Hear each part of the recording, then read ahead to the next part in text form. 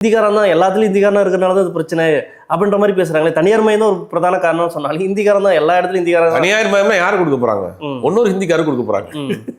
இவர்கிட்ட இருந்து பிடிக்கும் முதலாளிகள்கிட்ட கொடுக்கறதுக்கு அவங்க வேலையை பண்ண போறாங்க. ஆல்மோஸ்ட் இப்போ ஏர்லைன்ஸ் என்ன இருக்கு, நமக்கு இந்தியாவுக்காக உலக பெரிய நாடுன்னு நம்ம சொல்றோம். மக்கள் தொகையில சைனாவுக்கு அடுத்து பெரிய நாடு. நமக்கு இன்னொரு கவர்மெண்ட் ஏர்லைன்ஸே கிடையாது. நீங்க ஏர்போர்ட்டை பூரா பிரைவேட் ஆக்கிட்டோம், ஏர்லைன்ஸ் எல்லாம் பிரைவேட் கொடுத்துட்டோம். அதே மாதிரி ரயில்வேயும் கொடுத்துருவோம், தனியார் மயமாக்கிடுவோம் அப்படிங்கிறதான் அவங்க பிளான் பண்ணுறாங்க. இப்போ ரெக்யூர்மெண்ட்டே அவங்க டெம்பரரி போஸ்ட்டுக்கு கூட அவங்க இந்தியை தெரிஞ்சவங்க தான் இருக்காங்க. உதாரணத்துக்கு நீங்கள் சென்னை ஏர்போர்ட்டுக்கு போங்க.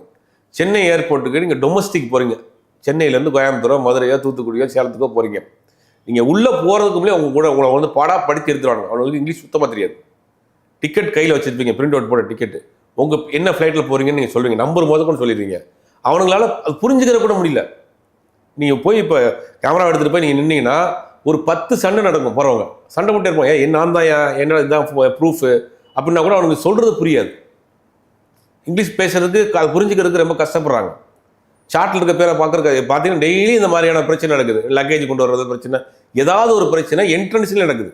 அப்போ அங்கேருந்து வரக்கூடியவர்கள் இங்கிலீஷுங்கிற ஒரு விஷயத்தை அவங்க வந்து ரொம்ப கஷ்டப்படுறாங்க பேசுறதுக்கு. அப்போ முழுக்க இது வந்து ஹிந்தி தான் அப்படிங்கிற மாதிரியான மனநிலைக்கு போகிறாங்க.